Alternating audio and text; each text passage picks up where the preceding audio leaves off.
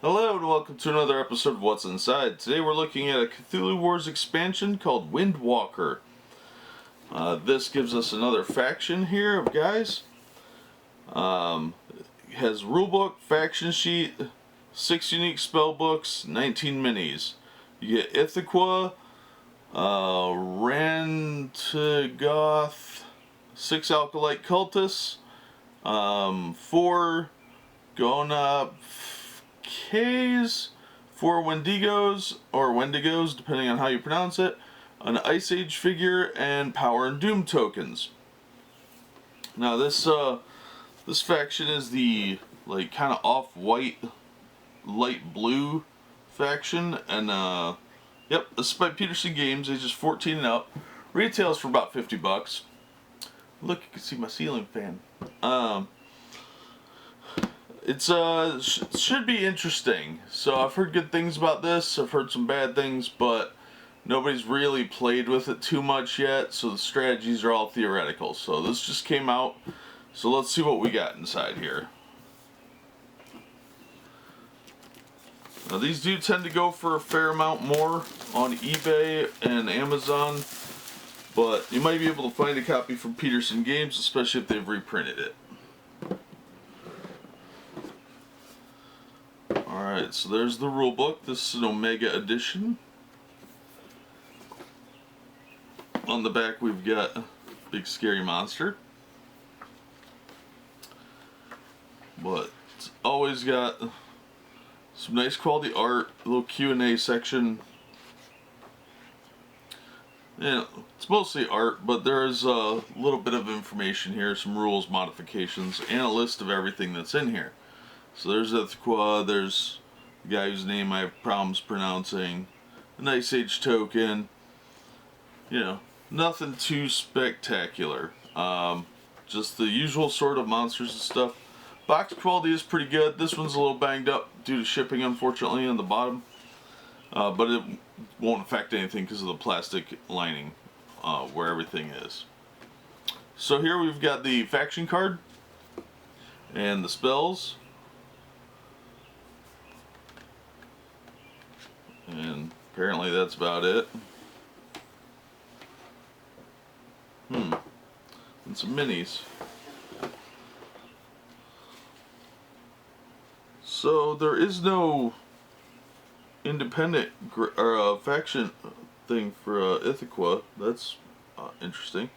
Alright, so let's see what we've got here on the faction sheet. It says Ithaca to awaken him. Rantagoth has been awakened. He needs to be in play. Oh, he need not be in play. Oh, that's good. He just has to have been awakened. 2, a gate must exist in an area marked with your glyph, which is the snowy blue, light blue glyph. You need not control the gate. Oh, that's good. Pay 6 power and replace the gate with Ithaca. Combat equals half the doom total of your opponent rounded up. Spell Ferox ongoing. While Ithaca is in play, your cultists cannot be captured by enemy monsters or tears. They are still vulnerable to enemy great old ones. Well, not being captured is pretty good. Spell books. To acquire them, awaken Rantagoth. Another one. A gate exists in the area marked with a Windwalker glyph, which you did not start. That's cool. You're the first player. Oh, that's a good one. Another faction has 6 spellbooks on their faction card. That's risky. Take this spellbook at any time. Gain 1 Elder Sign per enemy player who has 6 spellbooks on their faction card to a maximum of 3 Elder Signs. Okay. And lastly, awaken Ithaca.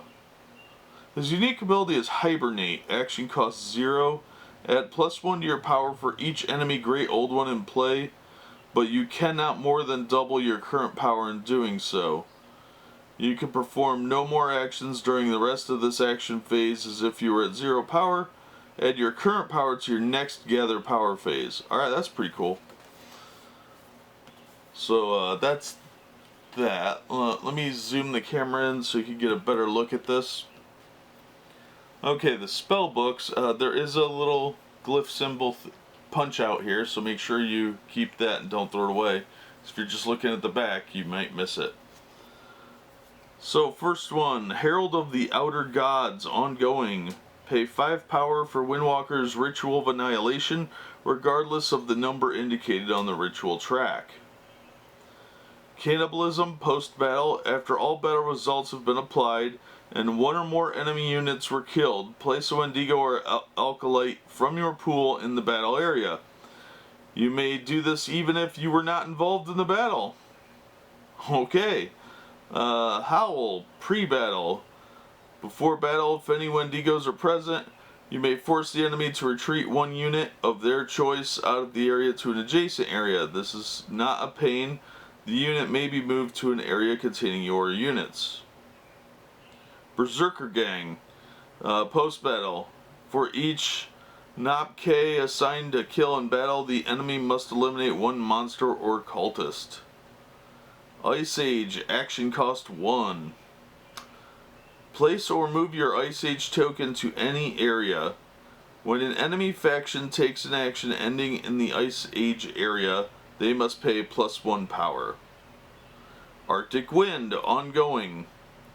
When Ithaca uses the move action, any or all of your units in the same area can move with him for no additional cost. Alright, so that's pretty interesting. Obviously this faction would be good on the Primeval Earth map where there's a lot of ice tokens and whatnot.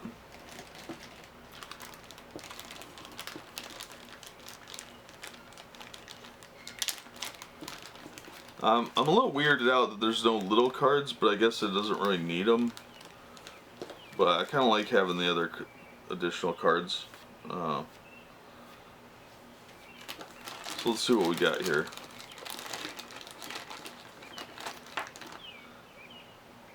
Alright, here's the Ice Age token. It's pretty cool. It's just a lump of ice, but it's this blue, like almost powder blue, is really cool looking. So it actually looks like a glacier. It's got lots of points on it too, so I think this is all one solid piece. That's what it looks like. So it's got some heft to it. Don't step on it. You'll regret that decision, I'm sure. Then we've got our standard cultist. They all kind of look the same, it's just different color.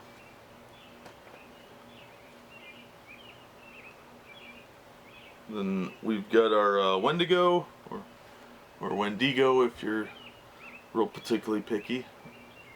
I don't know why his guts are showing, but they are. And he's got sort of this like wind-blown fur look.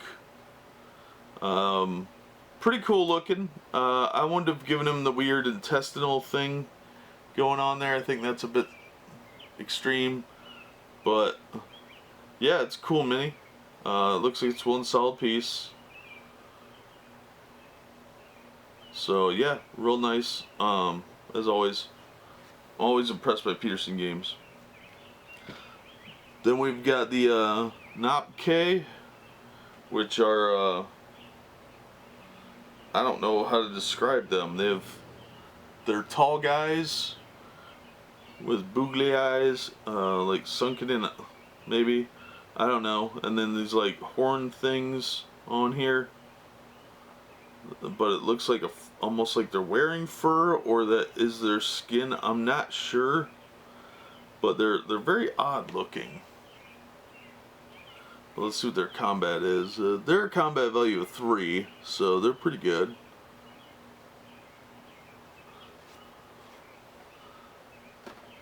Then we've got how do you pronounce this guy's name?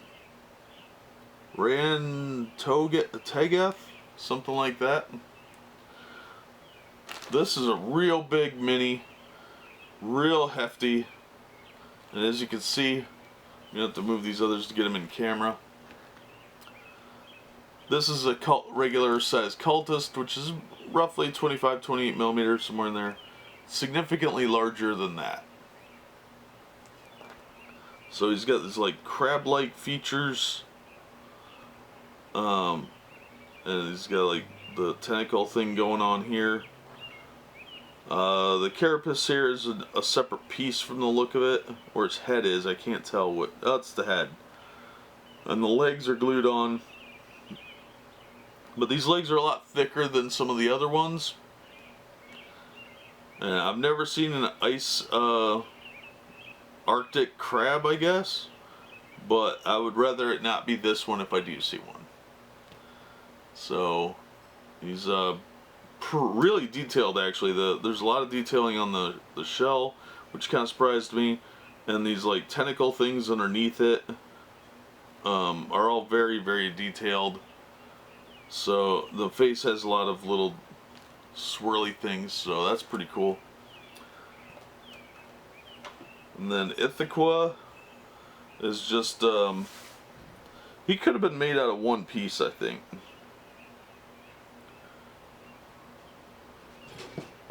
But the arms are glued on. It's kind of difficult to see, actually, because the seams are pretty well hidden. It's a little bit noticeable on this arm. But the swirling, if you repainted this with different shades of blue to make him look more ice-like, I like this color as it is, but there's so many little like tendrils going through here that if you painted it different shades of blue, it would look really cool. Like give him more ice look. But yeah, definitely cool minis. The fact he doesn't have a face is kind of weird, but kind of works for him too. But yeah, these guys look really cool. Pretty scary looking, and these are nice hefty miniatures, especially this guy. He's real heavy. So you get a lot here. There's 4 of this guy. You get what, 4 Wendigos, 6 Cultists, 1 Ice Age marker, 1 of this, 1 of this. So that's a pretty good assortment of stuff, and they're real nice quality. But I think this would be an interesting faction to play, especially on the Primeval map. So this one might be a good one to pick up, at least in my opinion. I haven't played it yet, but I think that it's going to be a good one. But that'll do it for this episode. We've seen what's inside the Windwalker expansion for Cthulhu Wars. You, of course, do need the Cthulhu Wars core game to play, and this is put out by Petersen Games. But that'll do it for this episode. As always, thank you so much for watching, and we hope to see you on the next episode of What's Inside.